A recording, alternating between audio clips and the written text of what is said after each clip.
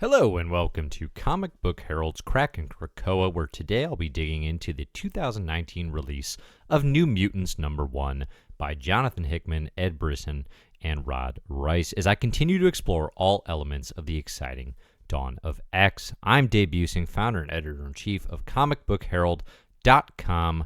Spoilers for New Mutants #1 will follow, as today I'll be answering what's the role of New Mutants in Dawn of X? Why is New Mutants Jonathan Hickman's first co-writing cameo book? What seeds is he planting here for his X-Men run? Plus, stick around to the end for theories about the Marvel cosmic connections New Mutants is setting up for the world of X. Who are the New Mutants? The New Mutants debuted in 1982 in a graphic novel, Marvel graphic novel #4, written by X-Men scribe Chris Claremont. The original lineup includes Cannonball, Sam Guthrie, Wolfsbane, Rain Sinclair, Karma, Sean Koyman, Psyche, Mirage, aka Danny Moonstar, Sunspot, Bobby DaCosta, Ileana Rasputin, aka Magic, Doug Ramsey, Cypher, Warlock, and a little bit of Magma here and there. This is the next generation of young mutants in the world of X-Men, and it's an important development to return to the Xavier Mansion, to a school for gifted youngsters, and to reinstill the team's purpose of helping new mutants find their way in the Marvel Universe. The series really takes off, though, when Chris Claremont is joined by revolutionary artist Bilson Cabbage, delivering such stone-cold classics as the Demon Bear Saga and the debut of Charles Xavier's son, Legion, aka David Haller. The duo is so strongly tied to New Mutants that they even regrouped for a War Children one-shot special this year in 2019, and lo and behold, it's quite good.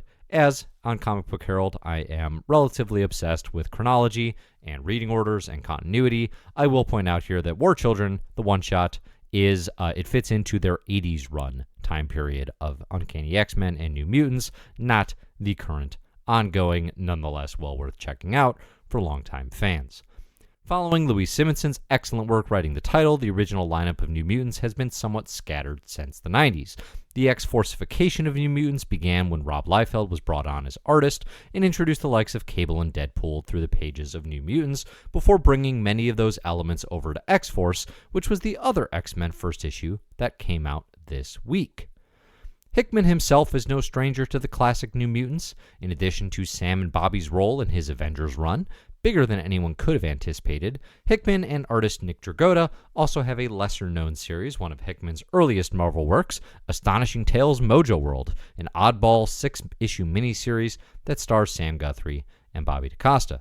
Unsurprisingly, then, it's Bobby's desire to take the team to space to recover Sam that operates as the driving action in New Mutants #1. What have the New Mutants been up to lately? Well, there's been New Mutants Dead Souls, which led into Uncanny XMen. This was over the course of 2018 and 2019. I don't want to get too into the weeds here on these comics because, frankly, New Mutants #1 is pretty clear that while these stories happened, Hickman, Brisson, Reis, and company are all looking to move forward really from page 1, panel 1. Long story short, both the New Mutants Dead Souls mini and Uncanny X-Men, particularly issues 11 to 22, the first 10 are really Age of X-Man prelude, build to a situation where the New Mutants are all taken over by Warlock's techno-organic virus. The team carries forward into the pages of Uncanny X-Men, where some of them are brutally killed. Frankly, Uncanny X-Men devolved into a poorly executed murder fest, and writer Matt Rosenberg has pretty publicly apologized, in particular for how upsetting many fans found the death of Rain Sinclair Wolfsbane. Which again brings us back to the cathartic release of Hope, found on page 1, panel 1 of Dawn of X, New Mutants #1. The other thing that you should know about recent X-Men, Cannonball can't stop going missing in space. The other recurring thread is, well, he likes being in space. At the end of the day, this kind of makes sense, because the Hickman era of Avengers develops a romance between Sam and the Shi'ar Imperial Guard Smasher. They even have a kid together. Most memorably, Sam Guthrie is lost and imprisoned on the Skrull world, where the Skrulls all pretend to be mobsters. From way back in Stan Lee and Jack Kirby's Fantastic Four run, I'm going to say issue 93? Could be off there. In the pages of the Al Ewing written U.S. Avengers. At this point, we have to consider that Sam simply prefers being in space. Alright, what's the role of New Mutants in Dawn of X? Well, first off, Renewal of Hope. renewal of younger generations in the world of mutants feeling hope. This is in both a literal resurrection sense and in a broader metaphor. We don't see it much in this issue, but in the early understanding is that the more Ed Brisson focused work will revolve around non-OG New Mutants like Armor and Glob Herman. The kids are the future, and this is the book to deliver that message. Through a single issue, it does so with humor and action. Gloriously, Rod Reis's art mirrors some of the most compelling elements of Bilson Cavbage's New Mutant style while still remaining true to himself. For example, in the fight between Ileana and Raza of the Starjammers, we see those big circles of rage over Ileana's eyes in this sort of violent red coloring. It's a very Sienkiewicz look, but Reis also is doing his own thing here as well. This is a confident, good-looking issue, and I think that's a big part of the pretty positive reception I've seen of New Mutants #1 so far. The other important thing that New Mutants is doing, it's expanding our understanding, or at least the mystery, of Krakoa. This is part 1A of why I see Hickman wanting to take a hand personally in this title, planting seeds, pun pun pun, for the future of Krakoa and mutant kind. It makes sense to do this in New Mutants, where we have Doug Ramsey as a central character, the one who can actually communicate with Krakoa, and here we see him in the early going, basically experimenting on Generation X's own Mondo, now a member of this New Mutants lineup, and his own connections to the sentient island nation. We see Krakoa able to speak in a way that he has not before through the person of Mondo. There are two major learnings from New Mutants #1. Krakoa can inhabit and speak through Mondo, perhaps others, and 2, flowers from Krakoa are deadly to certain species of life in outer space. It's this second that feels more obviously foreshadowing. A couple questions immediately come to mind, such as why are Krakoan flowers having this effect, and how will others react when they realize the harm the nation's reach is potentially causing? Plus, what does this mean for those delicious Krakoan drugs the mutants are manufacturing for humankind? Are they perhaps not as benevolent as advertised? All right, let's brood.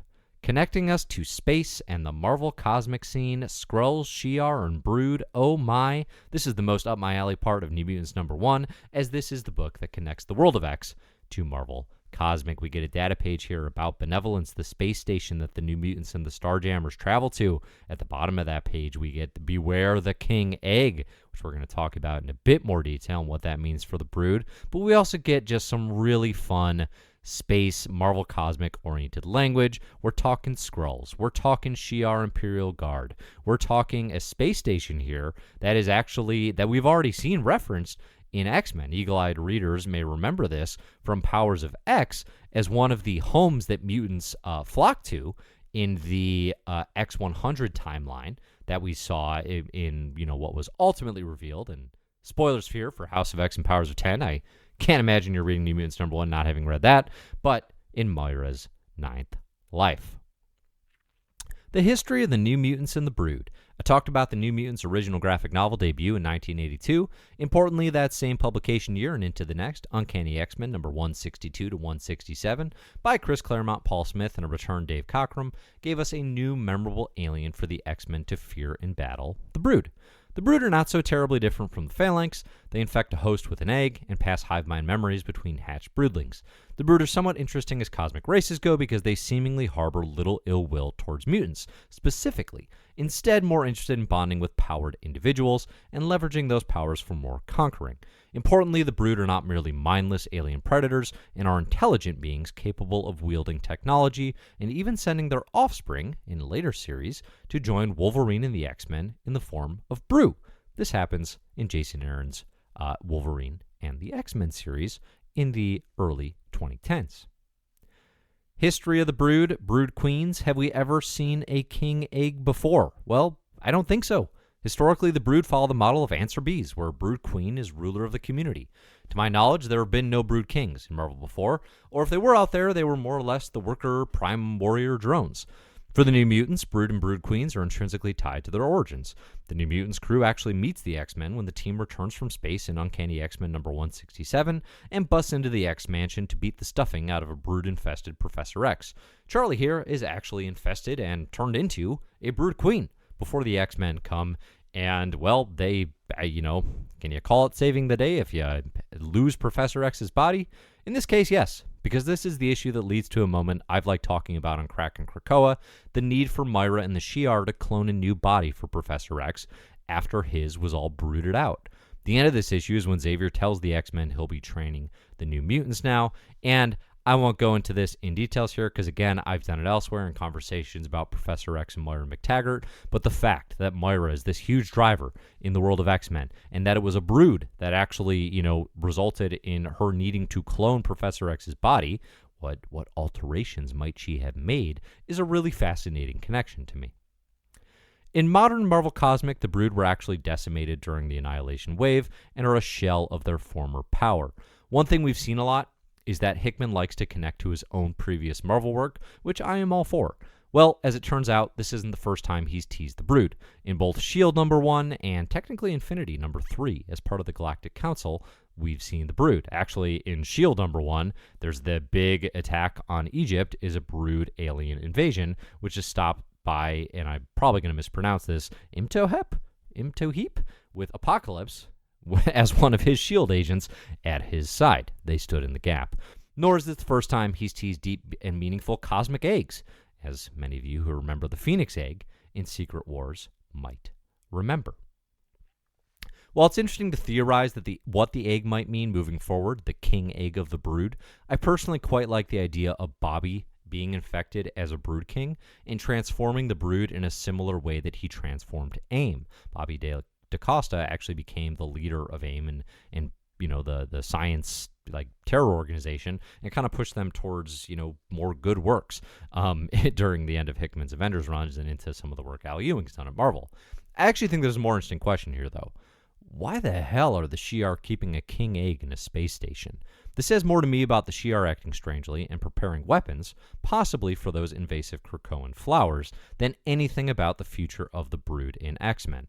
Are there other Shi'ar installations out there protecting cosmic eggs, perhaps of a Phoenix variety? Isn't it likely that the Starjammers are acting at least in conjunction with the basic wishes of Corsair's son, Cyclops? There's a lot here to explore, and I can't wait to see how it unfolds in the rest of New Mutants. So, at the end of the day, New Mutants #1, I thought was a very strong, very self-assured issue. It's funny. It's charming. If you're a fan of these characters over the last, 30-plus years, it's a winner. This book is in very comfortable, confident hands. Hickman being on board, I think, gives it a level of relevance and meaning that is just inherent to him being sort of the mastermind in X-Men and the driving force of everything like House of X and Powers of 10. So this is a must-read for me as far as Dawn of X books go. I think it's very good. I think it's setting up a lot. And again, these connections to the Marvel cosmic landscape, the mystery of the Brood King, the Starjammers, why are they after this? Is it just their usual pirating ways, or is there something more to it? Plus, what are the Shi'ar doing with cosmic artifacts like this? There's a lot of really fun Marvel cosmic stuff out there that I'm excited for the New Mutants to get in the thick of, because they're, again, it takes some of the heaviness out of it, or at least it has the potential to. Not that this unit hasn't dealt with their own fair share of heaviness. So, thanks everybody for listening. Again, I'm Dave with comicbookherald.com. If you like the YouTube channel, please like and subscribe. If you like the podcast over on Best Comics Ever, please subscribe there as well. Or as always, go on over to comicbookherald.com. Check out my reviews, my writing, my reading order guides, and all of the helpful and useful content for getting into comics that we're publishing over on CBH. In the meantime, thanks for listening, and enjoy the comics.